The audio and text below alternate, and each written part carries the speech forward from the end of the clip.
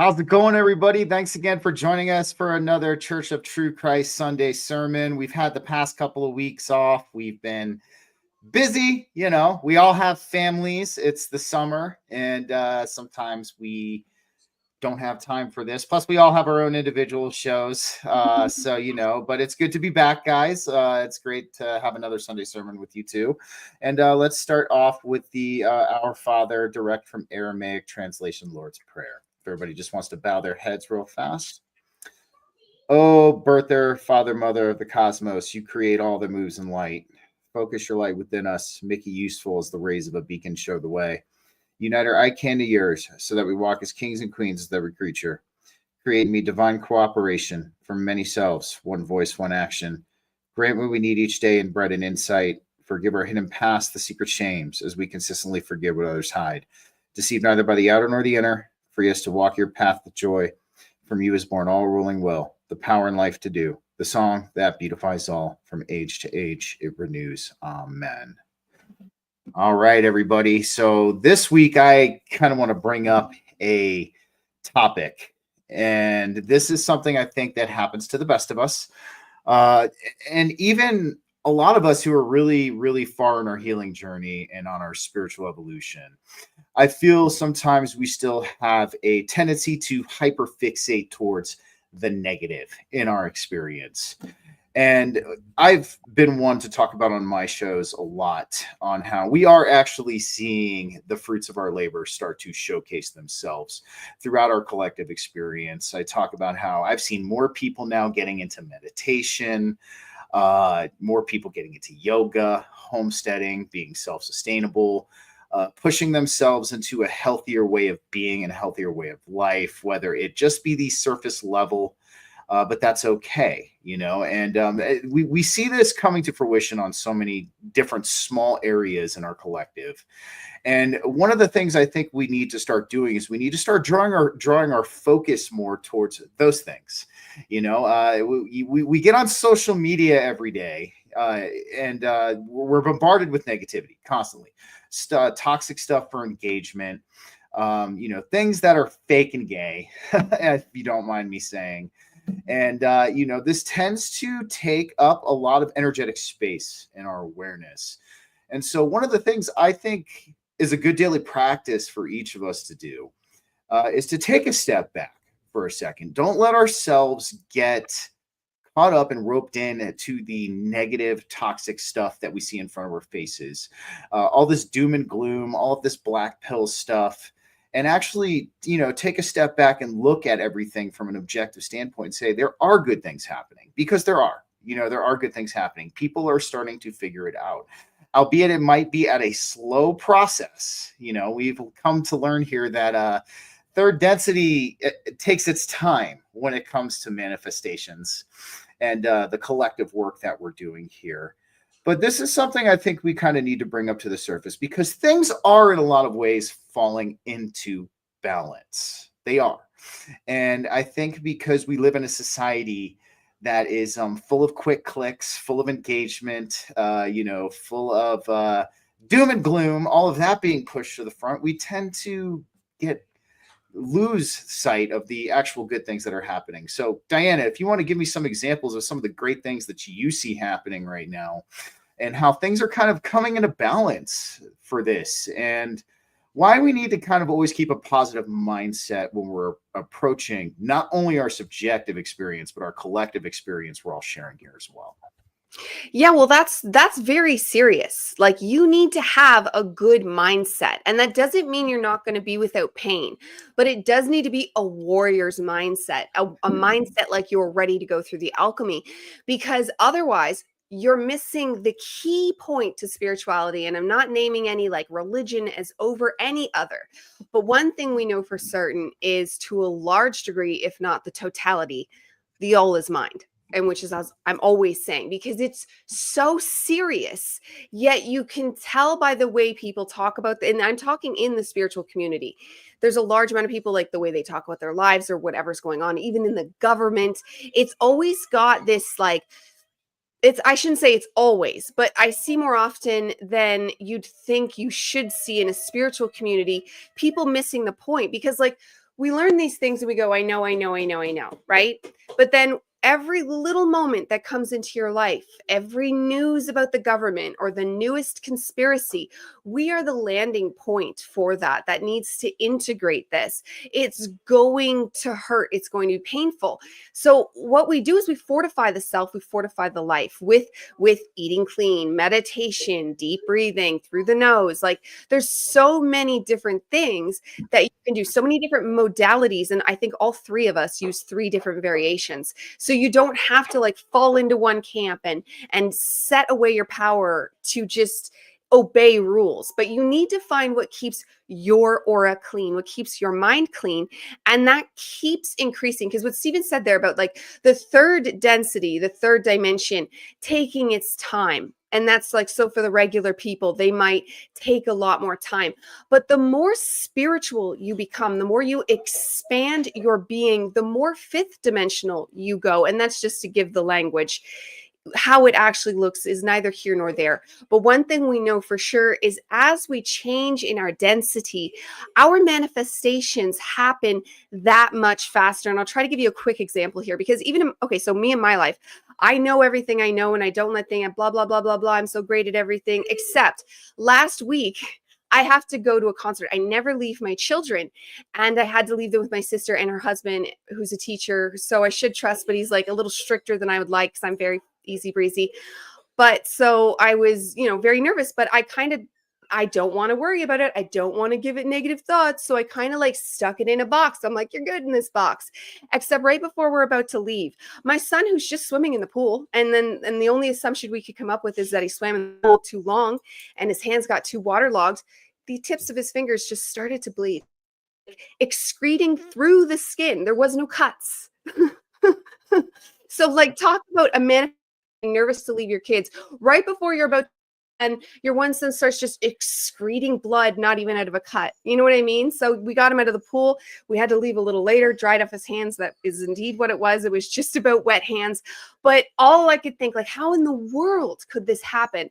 And that's because I had boxed up my negativity. So there's so many variations to this. You can't just box up the negativity either. You can't just go, well, I'm not going to think about that. But there's so many layers and levels of allowing ourselves to learn this information because we have to. There's a lot of cognitive dissonance coming our way, but then we also have to be a safe landing pad for all that comes. And then it presents its lessons to us in all these different ways. And I have to go back to Toronto next week. Funny enough, this never happens, 2 in 1 month. And now I'm just trying to work on not being nervous about now leaving with the other sister and just have to, I don't know, because like we all have our points. That's our thing that we would worry about. And that's where you need to start reformulating your own thought patterns so that you can think without the negative entities that attach to our repeated pattern, that are repeated patterns, and to just think brand new and clear and clean, because that's the key here, is a clean mind for the whole world to change. I dig it. Real quick, shout out to Delta Tesseract. What's up, man? Thanks for stopping in and saying hey. And of course, shout out to Jason. Always good to see you, man. And Spenja, of course, Don's interdimensional exit buddy. Thanks for being here. Don, what are your thoughts on this, man?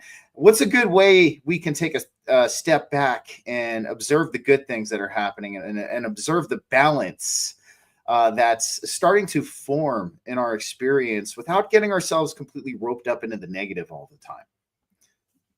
I love that you picked this topic, especially to start off with, because as you guys know, well, Stephen, more you than Diana, I actually had a black pill monster on my social media feed this week. And it is actually something that I've noticed. Like there's a split even amongst the collective conscious, the spiritual community, the awakened community, whatever you want. There are individuals that are they identify so deeply with their victim mentality, and that has become part of their biological persona, that when you start to do the things that we're doing and talk about healing and telling people how to, get out of this black pill mentality, it almost turned into an argument. And like volatile on my social media. Like, basically, like, this person that's been a guest on my show no longer wants anything to do with me because I would not submit to their black pill rhetoric, and like in a private message flat out told me that I was disrespectful to an entire group of people for trying to give them the fundamental knowledge on how to lift yourself emotionally and on a frequency level to get out of these terrible black pill mind loops. Like, this was a whole thing. It went on for days on this feed, right? There, and I we've talked about this before, how it seems like when you're at a certain vibrational frequency, you don't resonate with individuals anymore. And I think that's what's happening. We're finding the positive ones that we do resonate with, and even the ones that we're only kind of sort of okay with, it's starting to irritate them. Like, oh, you think you're better than me because you're, no, I was just trying to tell you to go from where you are because I was there, and now I'm here and I understand it this way. That's all I was trying to do, was show you that line. And it got abrasive and aggressive, and it really has been in the forefront of my focus, and it's been hard not to get sucked back into that, because this person was like, oh, once you're in these black op programs, you're never getting it. There is no escape. Nobody's coming to save you. They have you trapped.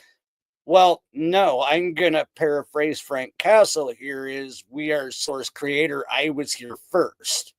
You can't keep me trapped in something when we're source, right?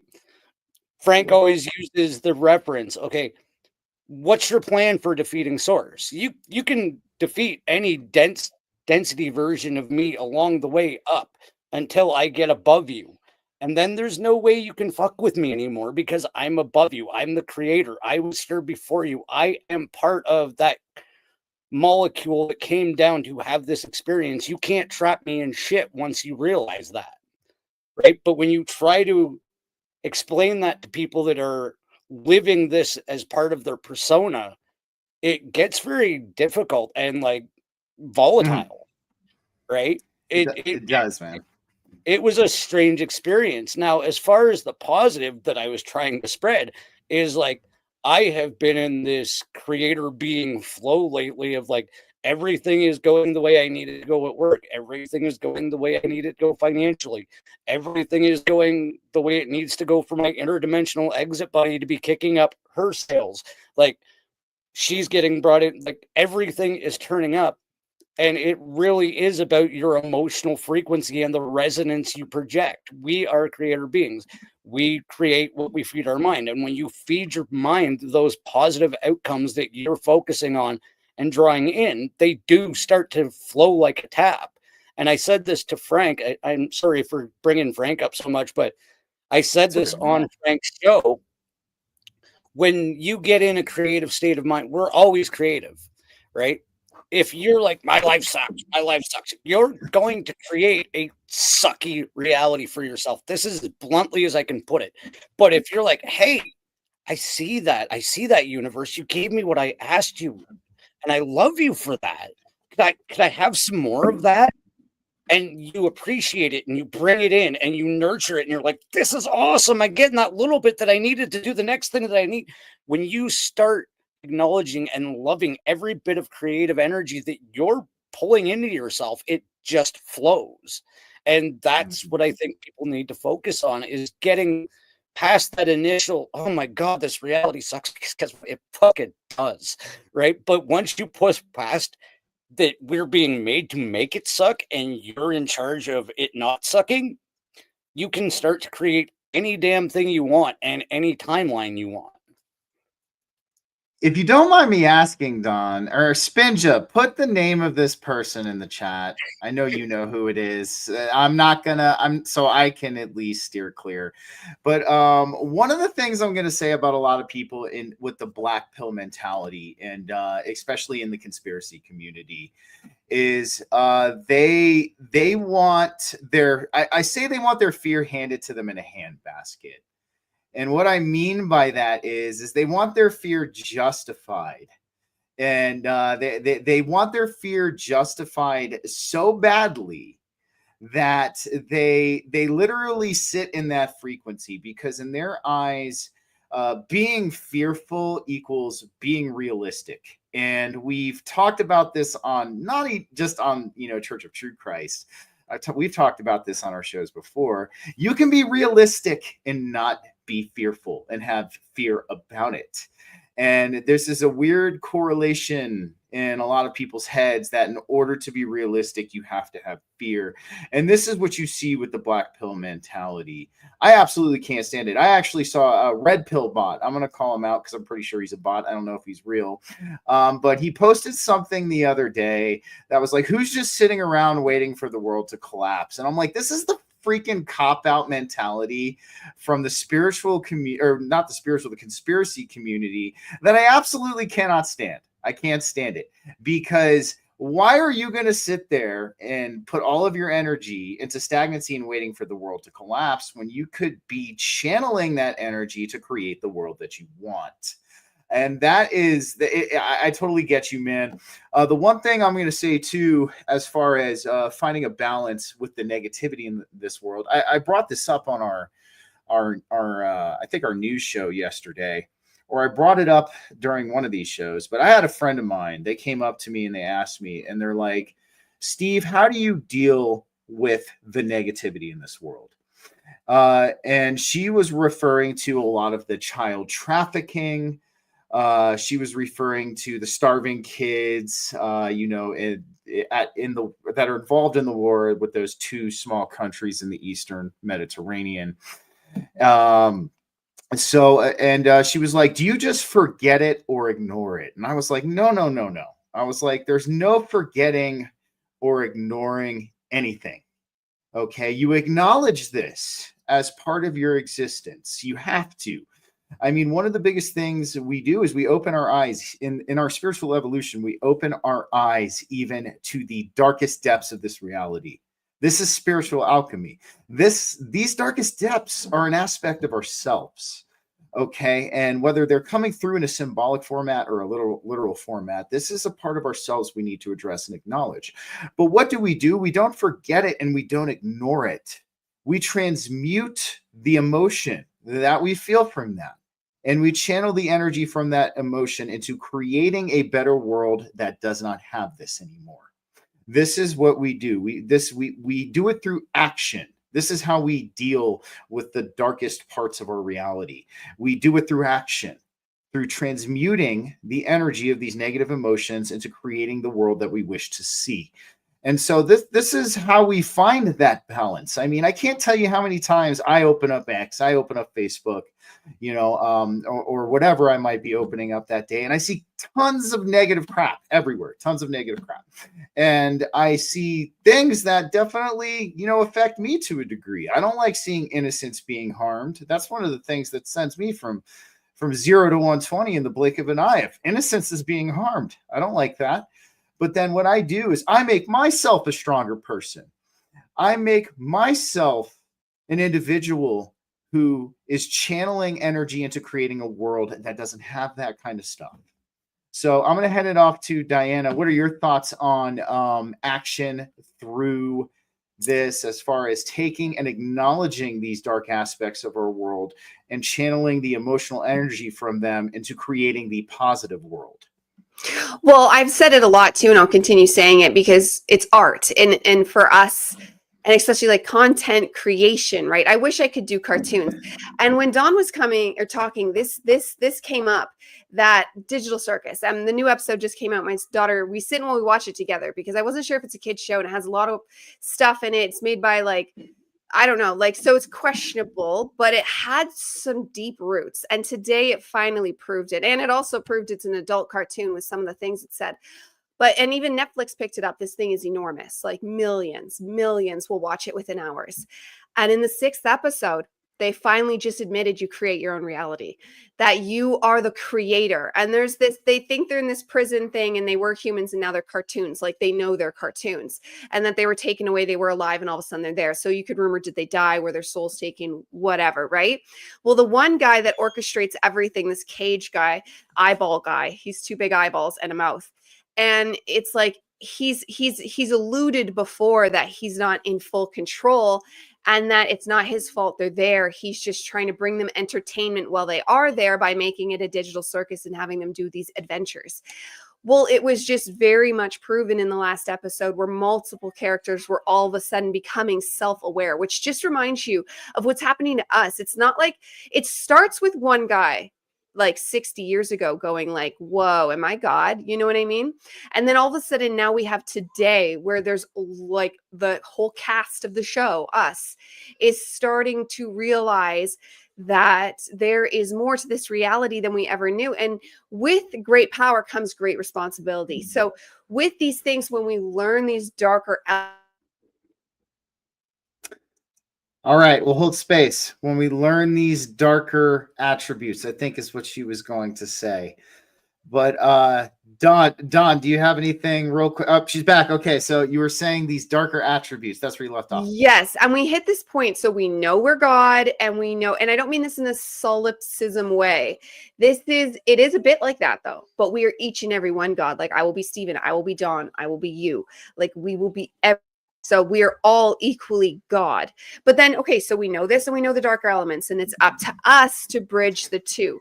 What do we do about it? We can't scream around like our heads are on fire going, oh my God, they, when all they did for the large part, they're doing horrible things. But the main thing, if you look at it's they kept us in the shadows and they kept us subservient, but under lies. So what do? Well, we do what we're doing. We make awareness. We bring out awareness of the issues while simultaneously bringing out awareness that you are God.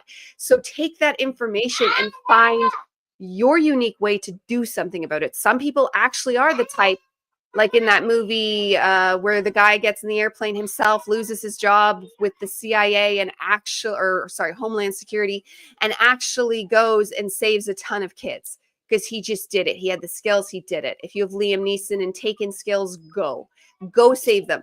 But if you're like the rest of us, lacking the ability to just get on an airplane and go save some kids, then find your way. And awareness and the internet are such vital keys, because there is a lot of psyops going out there. So what are you going to, so be your own psyops. We were joking about that yesterday. And I can't remember if it was on or off camera, but like be our own psyops. Yeah. Like, let's go. Like, let's create our own narratives, because we are that powerful that we get to pick and choose and push them forward, but while simultaneously working together. So like the more we can agree and push the narratives forward ourselves, the more we're in the driver's seat of this reality.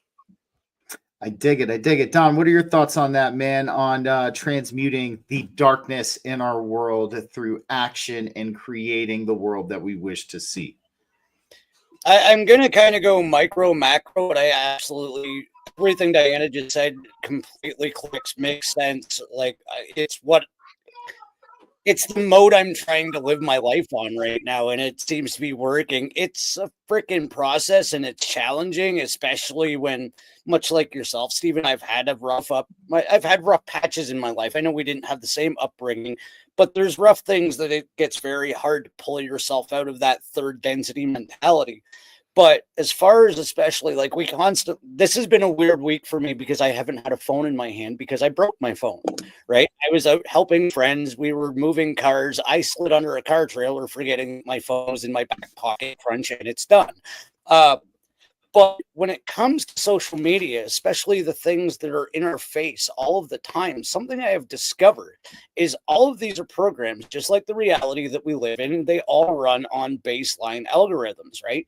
And even they work on the what you feed is what they will present kind of theory.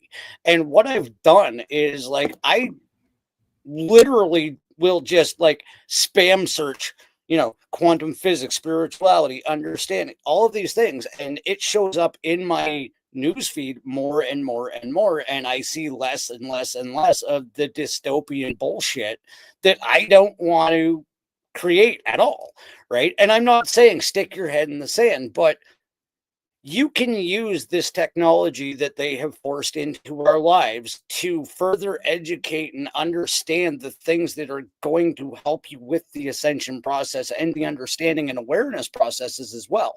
All you have to do is use their own algorithmic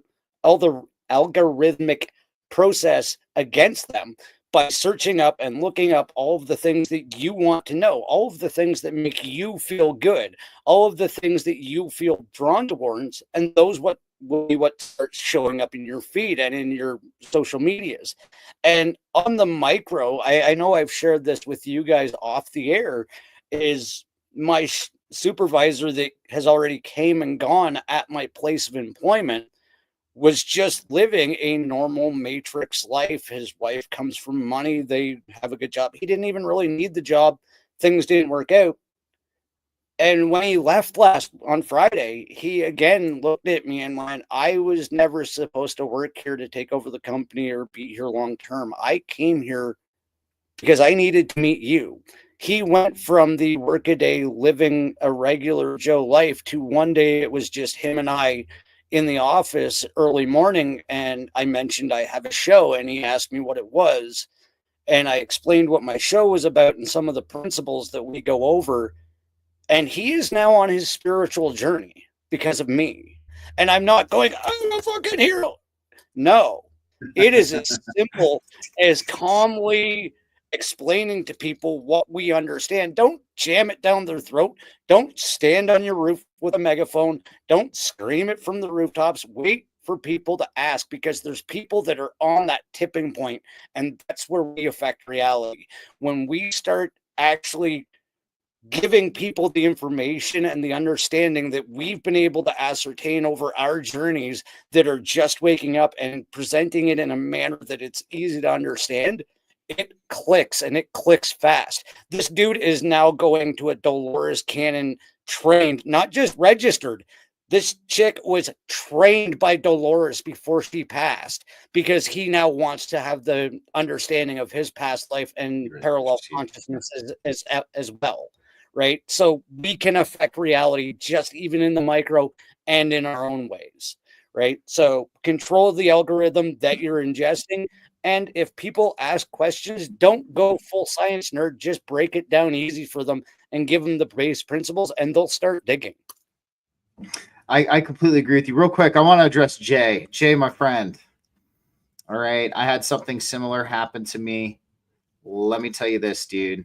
I know you're a martial artist.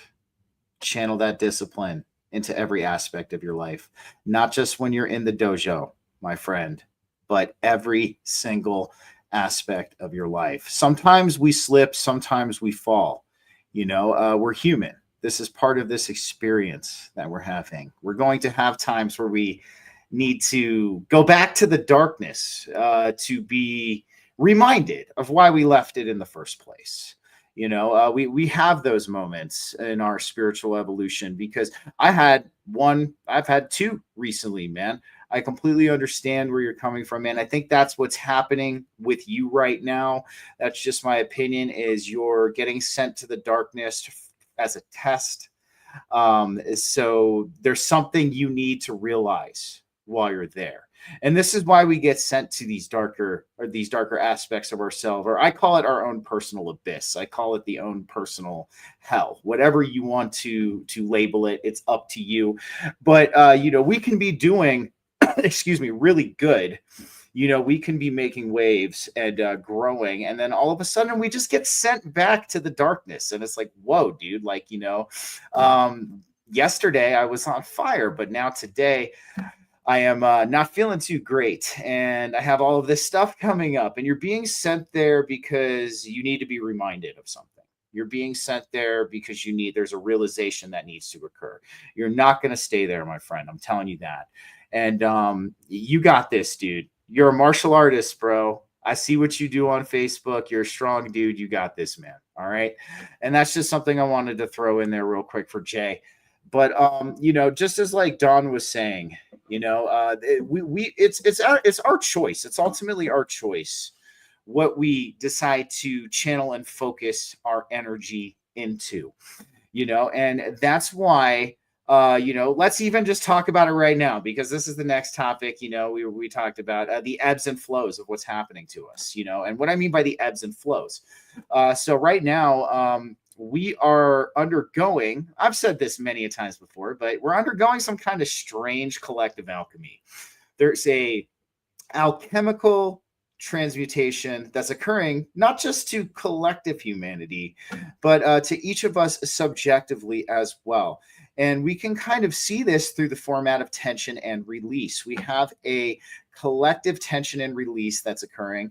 And the parasite class is trying to give more periods of tension without release to get a desired effect. But we have control over that ourselves on our own tension and release. So this is the one thing I kind of wanted to bring up about this, is dealing with the ebbs and flows of what's going on at this point in time.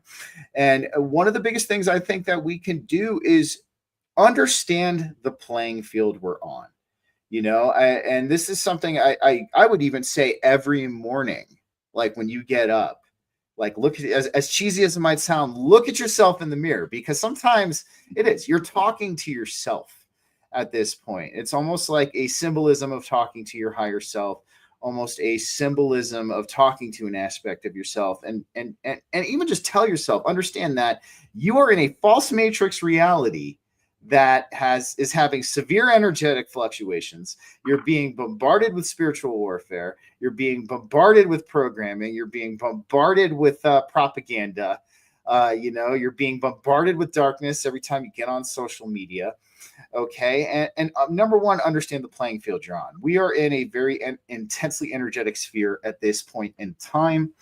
And so that would be my first bit of advice to deal with this, because, we have a lot of people in our community who, due to these fluctuations of what's going on, they're almost fragmenting a little bit. They're almost losing themselves. But I feel like as we talk about awareness,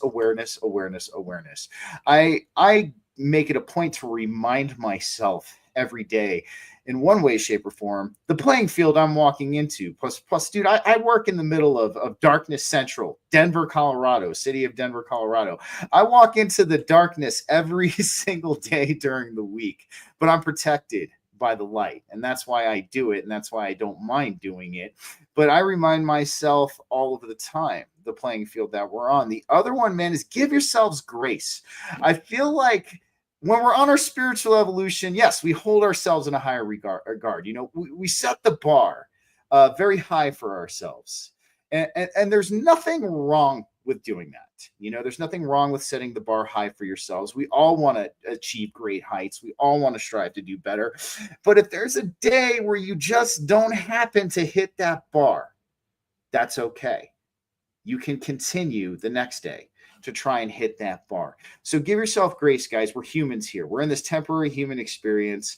We are subjected to emotional shifts. We are subjected to energetic shifts. We are subjected to a lot of different little tiny minute facets that might not seem like they're going to extremely affect us in a heavy way in the long run, but they very well could. I mean, you have to think, is this little facet a tiny point?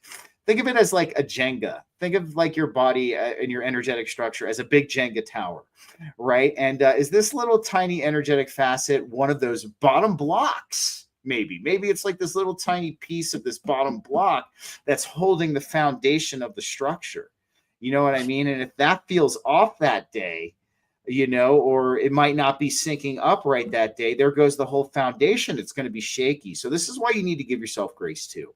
Understand that, you're not alone in everything that you're going through right now. We all are experiencing this to one degree or another.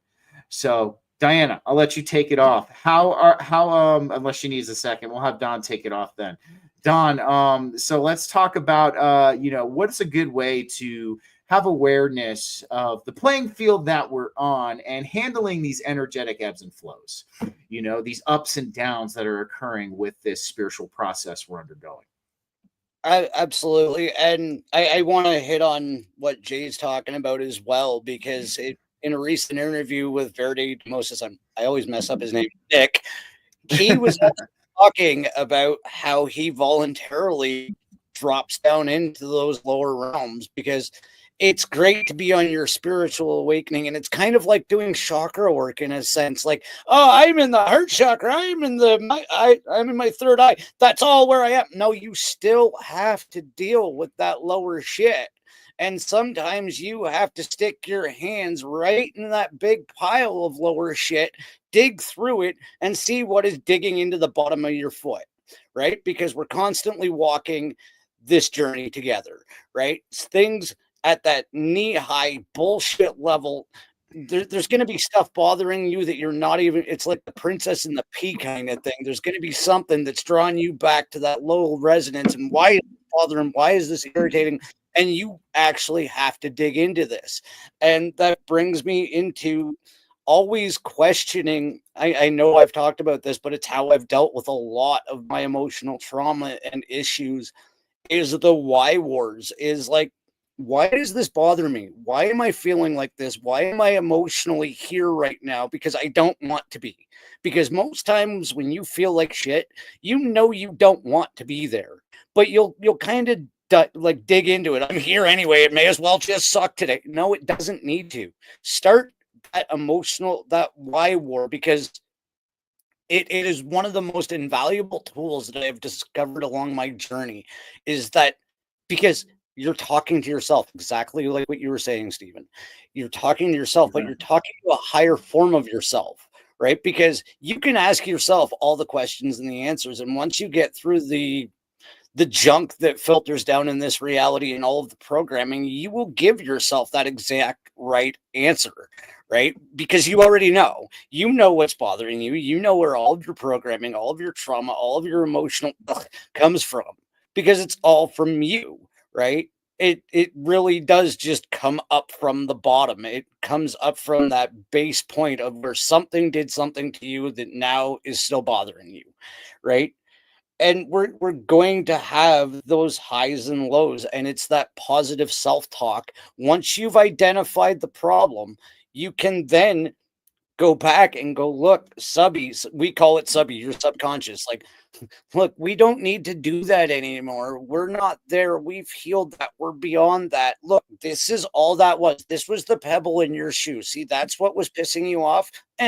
Doesn't matter, because it doesn't even affect 47-year-old Dawn, because that happened to me when I was 7. That's 40 freaking years ago. I don't care anymore. Right. And it's not that I don't care. It doesn't matter. I don't care. Right.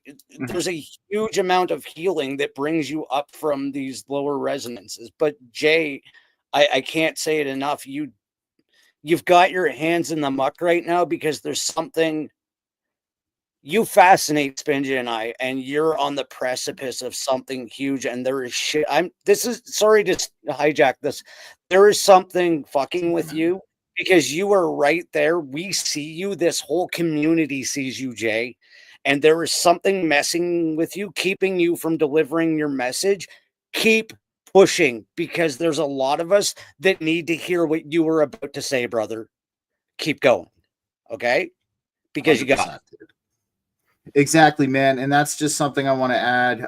Sometimes when we do make that big breakthrough, that's why we get sent to the darkness. That's a lot of times we do get it, because we're on the precipice of making a gigantic breakthrough. And oftentimes, see, this is spiritual alchemy, dude. It is. This is and it's crazy to believe we chose this for ourselves. We chose this. We chose to experience this, and it's a hard pill for a lot of people to swallow. But this is why it's happening to you, dude. There is some spiritual alchemy going on within you. And you're about to hit some kind of big breakthrough. And sometimes we need to get metaphysically waterboarded, is the best way to put it, to hit that breakthrough. It sounds like torture. It most certainly can be. But yes, Diana, are you there? What do you think about all of this? And when it comes to, this dealing with the ebbs and flows of this crazy spiritual alchemy that we're going through right now? I think she's still busy, so we'll kind of hang tight. No, Jay, I had something happen. I had something similar happen to me. I'll go ahead and I'll tell the story real quick, because I know Jay had a similar experience. So Friday I had a dream, and this dream was slightly before I woke up, and I was in the astral, and the Elohim sat me down, and they put their hand on my shoulder, and they said, "This is going to hurt less here than if we do it there." And I looked at them and I said, "What do you mean?" And they looked at me and they go, "Don't you trust us?" And I said, "Yes, I trust you." And as soon as I said that, the best thing I can describe is this energy tentacle shoved itself into my throat. And I was choking literally in the dream as this was happening. And this energy tentacle went throughout my whole entire body. I could feel it going throughout my whole entire body. And this was about a minute of this as I'm choking on an energy tentacle. And then after it was done, it pulled out these implants, and these implants look strange. Like I can't even begin to describe to you the way they look. They look like these feathery pine needle dark fractaline things that had hooks on them. And I remember they pulled out what it looked like to be about like 7 of them. You know what I mean? And I remember I looked up at them and I was like, thank you. But the whole craziest thing about this dream, man, the whole craziest thing about it is when I woke up, my throat was sore. Like I had just gotten like some kind of endoscopy. Like it was the weirdest thing in the world. But I know you went through something similar, Jay. So you're being prepared, man. So just hang in there. Diana, now that you're back, what was I going to say? How do you feel? What do you feel are good ways for us to handle these ebbs and flows of this collective spiritual alchemy, these ups and downs that we experience without letting them drag us down too far into the muck, and how we can navigate them in a way that ultimately helps us break through to another layer of our evolution? Yeah, and that's a perfect way to put it, ebbs and flows, because what I'd written down, like that's how the alchemical process is. It's not just like one thing. And I know there's the 3 stages, but truly we go through them over and over and over again, and for each and every issue. So each and every dark past thing and present thing that we have to work through, it all has its own experience. And when you look at the solar system, the whole thing is spiraling. Our DNA, it's spiraling. Like everything is spiraling through time. The law of rhythm, like everything is moving in this motion. So you're going to go through the darker alchemical times, but you just want to make sure you go through it with the right mental mentality to ensure that you get rid of as many implants as possible, to get rid of as many entities as possible, to cleanse and purify the self as much as possible, to bring down every lesson they're trying to bring to you as much as possible.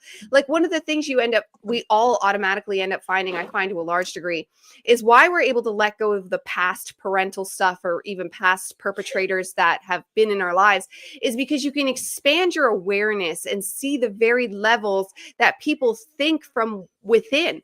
So you can see like, oh, they're thinking from this limited thought pattern, and that's how they could do what they could do. And you can see the evil, but that's entities attached to them as well. So like there's a lot of complicated layers when we look at the people that are of our past, when we can see from that higher awareness that allows it to be disintegrated and integrated in. As you start to see the nuances of the situation more clearly, it really just does something to unpack the pain. And that goes into each and everything as we start to bring it down, even if the answer is they're selfish, like, because that can be the answer. But the more because even like the government and all that information that's coming down about the lies and us needing to be aware, when we do the same kind of integration process and just keep why did they act like that? Like when you can start to ask the whys and see the whys and just keep it going, you're at least, when you're in the darker periods, making it worthwhile, because that doesn't mean it's not without its pain, but you're expanding your own awareness of your actual being as you do this in the darker stages. Because like when you're in the higher states, like sometimes like you're actually doing less work than when you're in the darker states. And that doesn't mean the higher moments don't have their place too. That's great for being productive and things like that. But the darker states have their moments where you can clean out the gutters of the self, put it that way. I dig it. Hi, Maya. Thanks for being here. No, exactly, man. And this is something, nobody ever said this was going to be I guess you can say a pleasant process all the way through, and I think that's one of the biggest disillusionments that we face during our spiritual evolution. We start it off and it's like, whoa. And we're like in like almost like this childlike wonder of all of these new realizations and all of these new remembrances that are flowing to us. We now understand that, there wasn't anything wrong with us technically throughout most of our lives. And really what's happening is there's something going on collectively. And this kind of gives us like this little bit of fire, this catalyst. We're like, oh my God, we want to know more. We want to realize more. We want to dive even deeper into this. And then we get hit with the muck. And it's like, because now that we've achieved this elevated frequency, all of this stuff, all of this darkness is going to start kind of boiling up, and it's getting ready to be released. And we're going to go through these periods of this, tension and release. If there's anything I can say, because it's a yogic principle too, tension and release. Okay. And the one big thing we say about in yoga is pretty much just life. We're all doing yoga, whether we realize it or not. And we're all yogis, whether we realize it or not. So this is a big thing, that I think slips everybody's awareness from time to time, because it is, we have our everyday lives. We get caught up in things. And, if we're not doing that inner self-care is the best thing, we're not taking care of that inner self-care and we're only focusing on the external self-care. This is where I kind of see it start to fall to the wayside.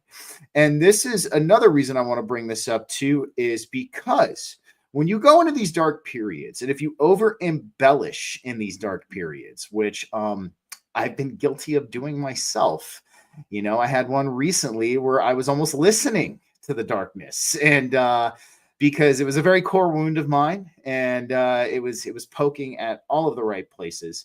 You can open yourself up to having an energetic exchange with a potential negative entity in this process as well, or the one who could be poking at these wounds.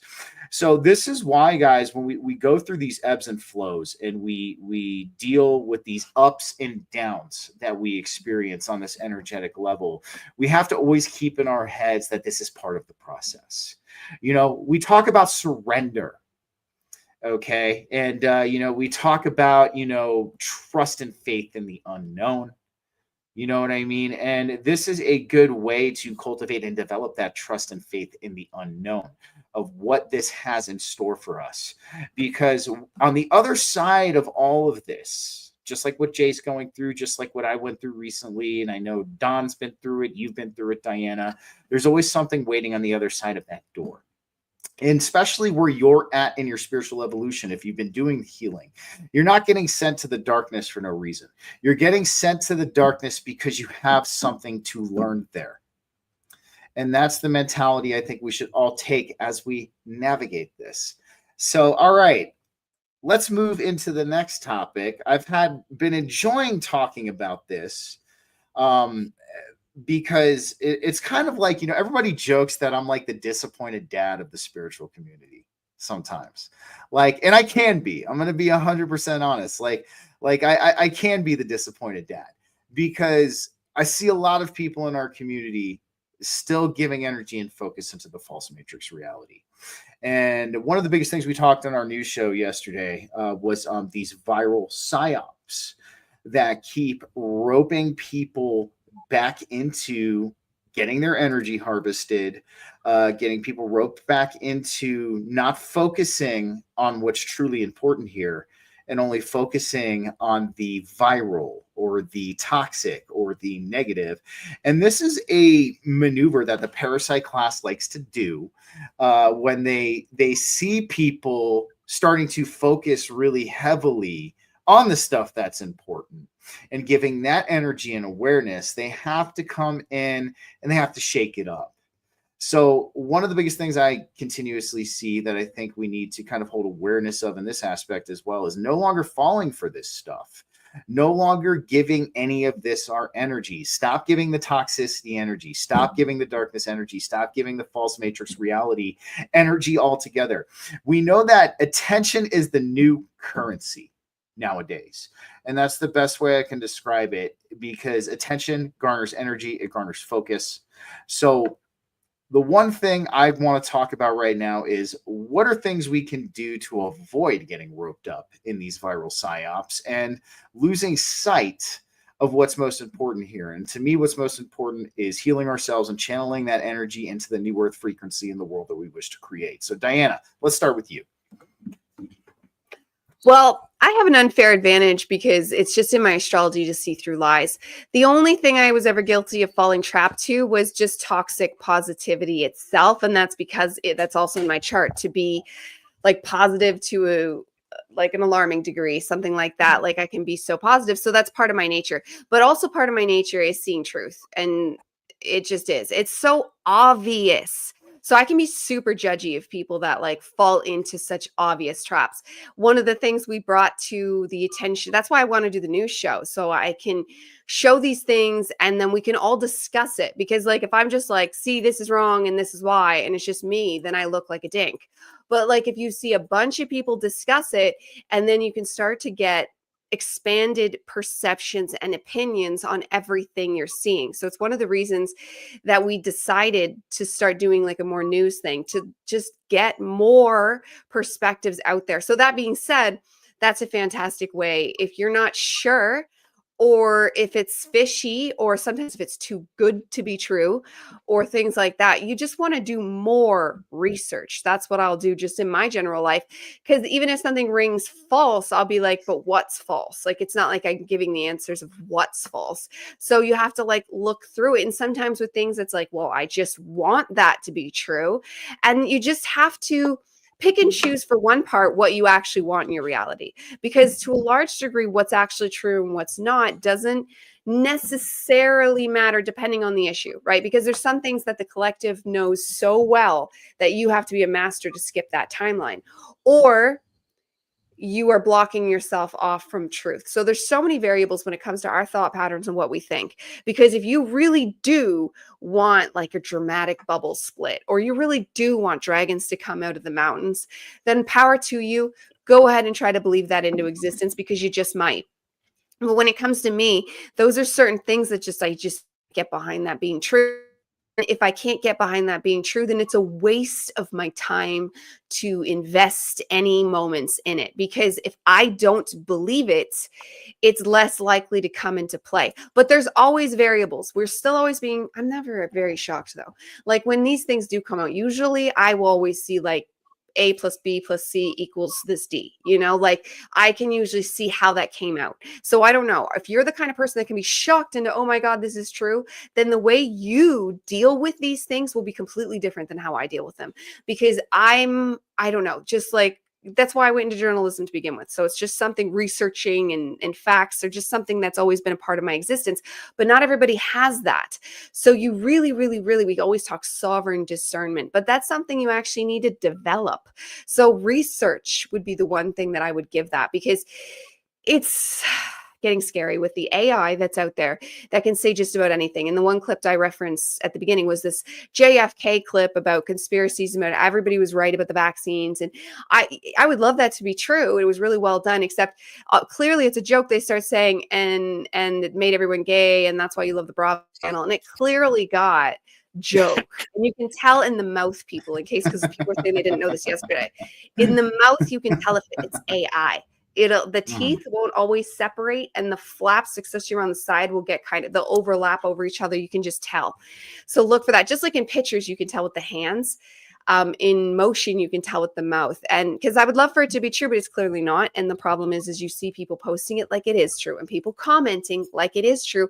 Meanwhile, at the very end of the video, it straight up said it was fake. So make sure you're getting all the information before you're going down a rabbit hole of belief, if you haven't even finished the video, because there's so many things for us to jump onto right now. So many variables of truths. Oh, Antarctica, secret societies. Oh, the earth is flat and goes on forever. Oh, all the planets are here. We're in a filament. We're not in a filament. The universe isn't real. Oh no, it's super real. Like, it's, you know what I mean? There is so many things that we kind of have to learn about, decide what we want to be true, and just kind of play with it, because we're in that pilgrim stage of a new earth where we're really in such a playing field right now of what is going to be tangibly real in 50 years. A lot of that's up to us. I would 100% agree. A lot of it is up to us. Don, what are your thoughts on how we can redirect our energy into focusing in the right areas collectively and not allowing ourselves to get caught up in the fake and the gay and these viral psyops.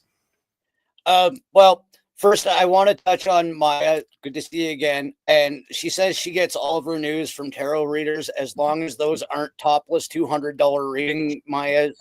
I'm sure. Okay, just be aware of the topless $200 tarot readings, because that's a no-no. Stephen told us You don't about want to do that. You don't want to do that. No. on the point that we're talking about. Sorry, I had to do a silly there.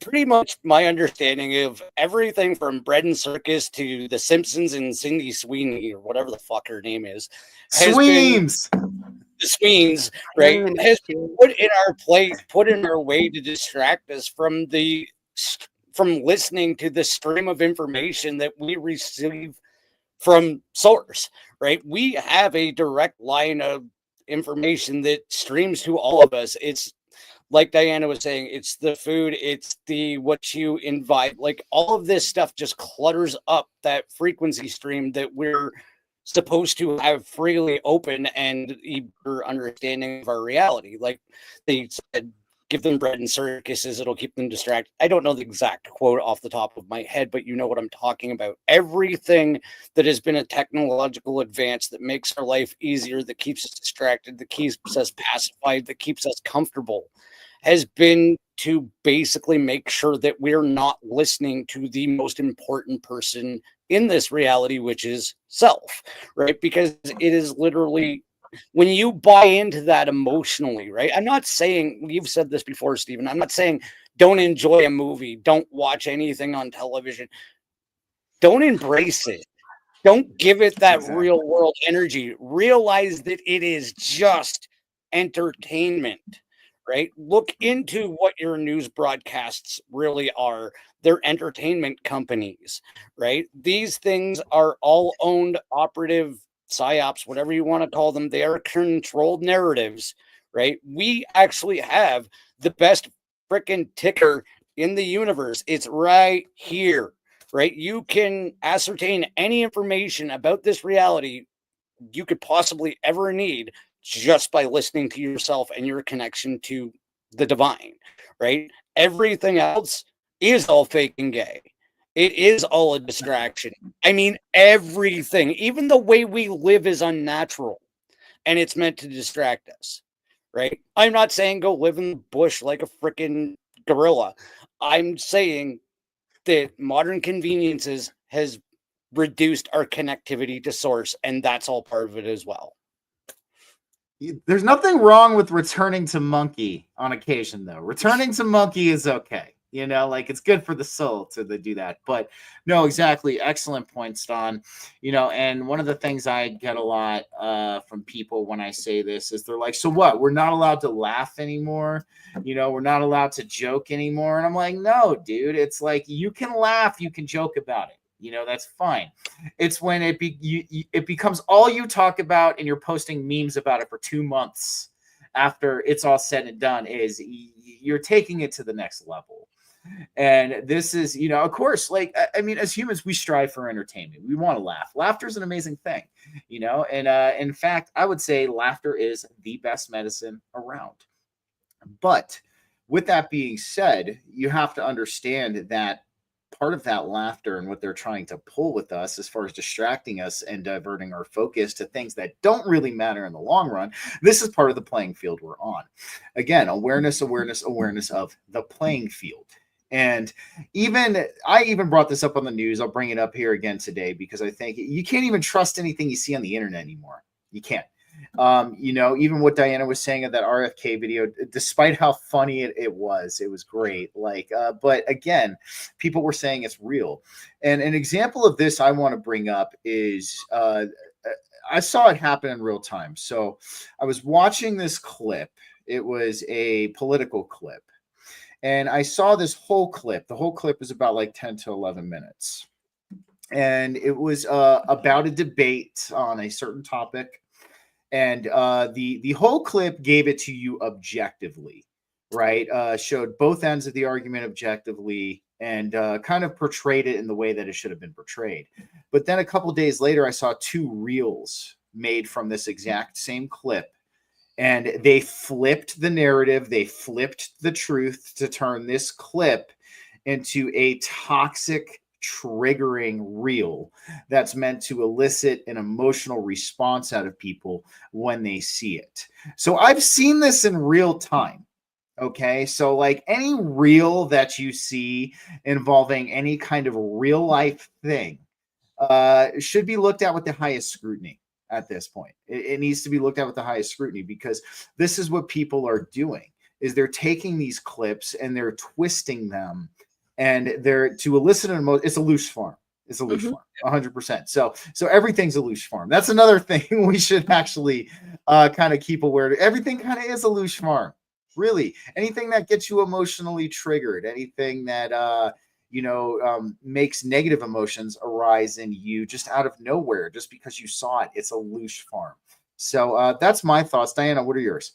Well, yeah, I have personal experience of it, and I said it for a long time, and I always said it like a weirdo for years after. People were like, "Why didn't you do journalism?" And I'd give them the speech you just said, because they teach you to manipulate. They teach you to create fear for people, like the bumpers and the teasers. I always say, because we were taught to cut up clips for it to say whatever we wanted, and it was never under the guise of, oh, we're going to manipulate society. They're just so focused on the story and the entertainment value, the interest, like for it to be interesting, for it to be like, they had these certain set of guidelines, but we did have class on ethical journalism, but like that was like its separate boring class, and didn't even overly seem to, I mean, everybody, it's not like anyone was doing smutty stories. We were doing random stories like on Red Bull and NASCAR and things, like I'm trying to farming, like the stories I did. But like we would make sure, like whatever, we would decide what the story was. We would decide that. We would write the story, we would write the voiceover, and then we would use the clips from the people we interviewed however we wanted to fit the story we'd already decided we were writing. Like, and that's how we were taught. That's the process. We set the stage, we write the story, and then we get the clips that fill it in, like, or the experts. Like there's doctors I'd call up and I would have something specifically I wanted them to tell me, that Red Bull was toxic. Ha. And she did. And talk about the effects on children. And like we would line them up to say what we wanted to say. And then so even if they weren't even saying what we wanted to say, we would prompt them to say, you know what I mean? So like, and we were trained to do that. And now it's like, it's almost like it's an inherent human thing, because you could just see these YouTubers doing it online. So it's just this now, hi Jim. We see these natural inclinations of the human to be manipulative, can't say the word, and because they want, okay, so like back when I was younger and I would argue these facts with my family, like I would even then use that old trick and like pull up whatever I wanted to prove my point. But guess what? When they would have their counterpoint, I would have nothing. I would have nothing to come back on, because I was manipulating my argument to get them, you know what I mean? That's not the way. And that was in my early 20s. As you grow, you should get wiser. Somebody in their 20s acting like this, or especially teenagers, go ahead, that's fine. But like by your late 20s and into your 30s, you should start wanting to be authentic. Whatever you say, like the $200 tarot thing, like that's not a joke. Like I just watched the Pamela Anderson, I don't know why, but I watched the Pamela Anderson documentary last night because I think she's a starseed is my why. But I saw a lot of naked Pam that I wasn't prepared to see. And now it's like in my head, and not even it's just like a thought bomb of like naked Pam. And it's like, but like that's like demons, right? So like if you're going to a tarot reader and you're trying to be spiritual and she's there with her boobs, you know what I mean? Like I could do that if I wanted to. Anybody could. There's no skill in a push-up thingy and like looking whatever way you want. Like most girls can do it, whatever weight they are and however they look, because of how makeup is. You know what I mean? Like anybody can do this. There's no anything, but like when somebody is signing up to do that with them, well, what kind of person is going to do that? How many entities are they surrounded in? What are they sending and giving to you? You have to be discerning in all of these things. So the people you're listening to, are they trying to manipulate you, or are they just talking? Like this, I'm always just saying my opinion. If you disagree, that's fine. Go ahead and argue with me. I love it. Like for real, not in a negative way. I truly love debate. It's like a thing. I love it. But it's always authentic. Even if I'm wrong, it's still coming from a place of truth, where there's people out there that are not interested in that.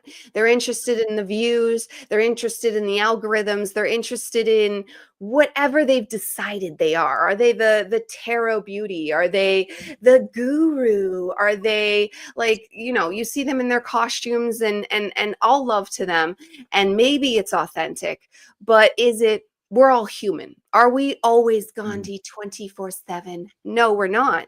So there's just like a literal look for a layer of genuineness is what I would advise. Just find something that's relatable and human, because then you know they're coming and teaching you from a place of human. If they're trying to teach you from a place of I am amazing and you are small and you need me, then that's one thing. Or are they teaching you from the truth? Like, I went through the fire, I've done this, I know how you feel. That's very normal, right? And then you find, because what's going to actually help you better, like they say, because one of the things I looked in being was like in an addiction counselor, and I my husband was like, you're not, you could, no. And then it's funny, Bill Burr said that, like he went to an AA meeting once because he thought he was an alcoholic and I thought I was an alcoholic, but then he went to an AA meeting and was like, I'm not that kind of alcoholic, because you need somebody that's going to relate to you. You need that depth of relatability. So I wouldn't have been able to relate with them like that, because my journey was like way more lame.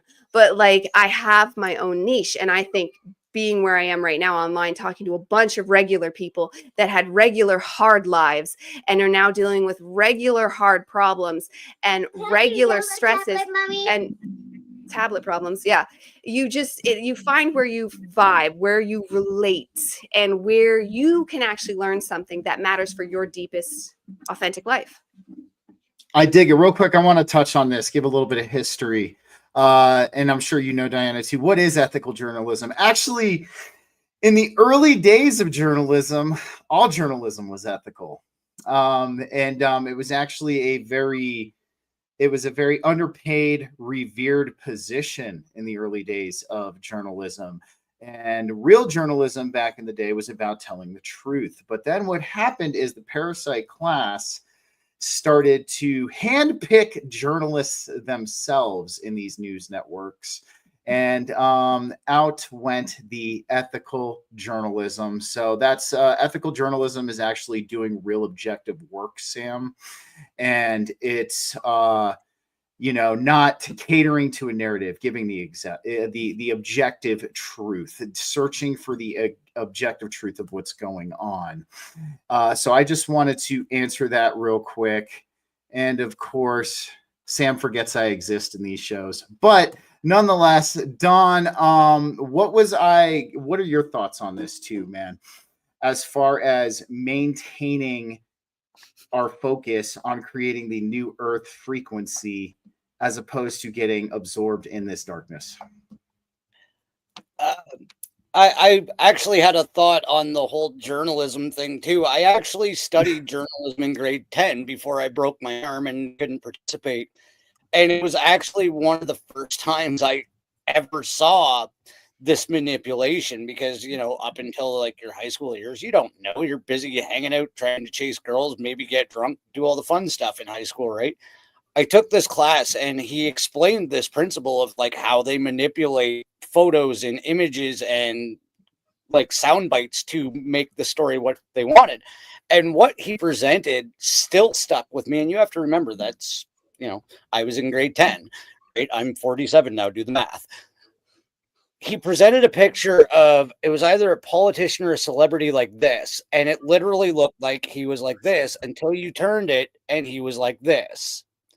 Right. But they spun the story that this political figure was flipping everybody off when actually it was literally just the angle of the picture that they went on. Oh, look, he gave an obscene gesture to blah, blah, blah, blah, blah, blah. And it looks like this person was flipping off the crowd. And when in actuality, he was giving the peace symbol. Right. And it just seems like that the journalism and politicians, like exactly what you were saying, Stephen, is like journalism used to have some sincerity and honesty to it, much like politicians did, right? And I've asked this question before. What happened to the good old days when a journalist or a politician lied to you that they were dragged out into town square, tarred and feathered, right? Because that held them fucking accountable, didn't it? Right? If you got caught in a lie as a politician or journalism back in the day, you were dragged out into town square and you were dealt with. That's Yeah. That's where the parasite class took over. They've taken away our ability for natural justice, right? It's a natural lie. You're lying and manipulating the entire populace to suit your purposes. No. And somehow we lost the ability to put our foot down. And I'm not saying tar and feather people, but being dragged out and held accountable, absolutely. Right? Well, maybe somebody needs to get tar and feather. I don't know at this point, but go ahead. Sorry. No, that was basically my point on that. And it, and we're talking about media, so this just actually works. Again, The Simpsons did it. And I think this actually alludes back to the Rick and Morty thing. Sometimes they have to tell you how to beat them. There's an episode of The Simpsons where they're taught, all of the mascots come to life in a Halloween episode and they're terrorizing Springfield, right? These giant mascots. And the key to the media not attacking the town is just don't look. They bring in just don't look, and all of these giant mascots that are monsters and terrorizing the town and killing the people and stomping on the children suddenly stop working and just die because nobody's paying them attention, right? Mm-hmm. This whole thing falls apart when we stop buying into it. When we go back into the more natural means of life that we're supposed to be living. We're not supposed to be glued to a screen or have a phone in our pocket. I'm older than you guys. I was one of the generations that were told, you're not going to have a calculator with you. Well, yes, I freaking do. I have a calculator, I have a television, I have a video camera, I have everything I could possibly need. But there was a world that I grew up in where that was just impossible. It would never happen that you would constantly carry a calculator, much less a television, a video camera, and all of these recording devices. But we're there. And sorry, I kind of got off track there. Literally just don't look at it. And I'm not saying ignore it and don't enjoy anything, but if you look at it and absorb it instead of just observing it, like Maya said, you're going to create it. It really is as simple as just don't look at it and just don't absorb it. 100%, man. And that's the thing. That's like you were saying also. Yes, journalists, if they were caught lying, back in the day, there was heavy consequences. They would have to answer to the people. And what had started happening, like you said, the parasite class took control, and now they handpick journalists out of these, Yale, Harvard, these valedictorian top-ranking schools, and they train these journalists now in how to deliver the news. So this is why real journalism's dead. Absolutely. But nonetheless, guys, anybody, do you guys have anything else you want to touch on before we close it off for today? Did she freeze again? Diana. Yeah, Diana's freezing again. No, I think we absolutely nailed it, but I do have one, and it's actually about the opening of the show, and I just want to get your take on it, whether or not it's something that's been inverted or something that is true or something we need to look further at, is ending the prayer with Amen, because I'm sure you've heard, you're observing another deity. So I just... Interesting. Yes, because of Amen. Yeah. Yeah. You need to know more about that. Yeah. Yeah, about the Amen. Well, we can just go because Om is Aum. It starts with and then Elf. The Jewish, that's the first letter of creation. So just going is good. That's what I tell myself, because I've heard the same thing. It's like worshiping Zeus. I've heard it's worshiping a whole bunch of different. It's just men, like it's worshiping men and not women. Like I've heard many things on what that could be, but simply going that's actually extremely healing. I even had a visceral, when I used to go to church for that minute there, I had like an alive, like propeller in my chest because of singing a song that was going amen, but there was a long extension on the amen in the song, and it literally did things. Like it was like a whole experience. So there's something there with the I would agree. So, I mean, I think, again, context, transmutation of our words. That's what I think. The intention. Go ahead. What were you going to say, Don? That actually brought me to a question that I didn't get with Frank, but it just as well with you guys. The whole spelling thing versus intention, right? We're told like, oh, if you say this word, it's going to bring you this, or if you do this, there's this trickery behind this word, and we're trapped in the words, and we're going to cast a spell, and which is the more powerful creative device in our reality? And I know this is strictly opinion. Is it the spelling that is attached to the words, or is it the intention with which we project them? It'd be both. Because of the way letters have numbers and the way letters themselves can mean something. But ultimately, it's going to come down to your own beliefs. Always your own beliefs. Words have magic, and then they have their own historical reference that you're tapping into a vein when you say anything. So you want to be very careful with Latin. Like I see a lot of witches using Latin. Be careful with Latin. It's been used for a lot of things. Where English is such a brand new language, each of us could be said to speak our own variation. So it's real, like the word blessed, Raquel. I'm struggling with getting a different word for, because I can see it, be less, but it's a part. So we have this journey with us, but your beliefs, what do you believe? That's the most important. This is the thing I think a lot of people in our community forget. And I'm actually glad I talked with Aurora about this on Don's show last Friday. We have the power to transmute literally freaking everything in our environment, whether it be the interpretations of our words, the meanings of our words, our food, our surroundings. We have that power. So, I mean, yes, we should make an honest effort, in my opinion, to understand the inner workings, the mechanisms of the words that we speak and where they do come from. But also remember, as you were saying, Don, you are a creator being. You are a source being, correct? And same thing with Diana, same thing with me. We are the creators of our own reality. Our intent is going to override the literal, is basically what I'm going to say. And that's where I tell a lot of people, I mean, they might go into whether it be a yoga session, a qigong session, a meditation session, and they didn't feel dialed in, or they didn't feel like they did a good job that day. But literally, the intention of what you were doing is going to override the fact that you might have not meditated the way that you wanted to. You might have not done your Kriya sesh, or, I mean, this can be applied to any aspect of your existence. We have the power to transmute it all. Okay, so like if you are going up to somebody, of course, we've all heard good morning. I personally don't like using it myself, but if you go up to somebody and you're saying it with light, saying good morning to you, as in, I want you to have a good day. I want you to have many blessings today and things like that. Then the intention, you're overriding and whatever kind of logistic factor there is with your intention. That's at least my thoughts. So that's what I think. I mean, we have the power to transmute our reality, every single aspect of it, from the food.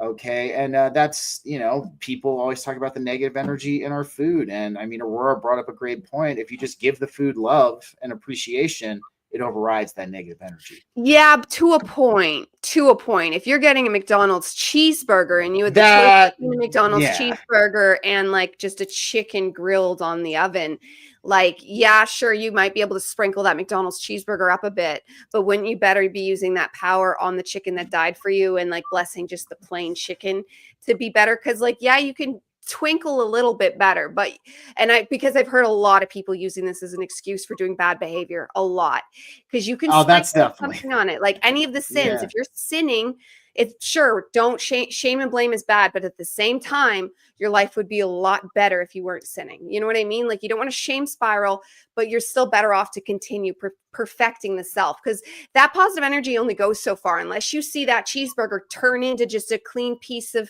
broccoli, you only did so much, because people need to be realistic about what they can do.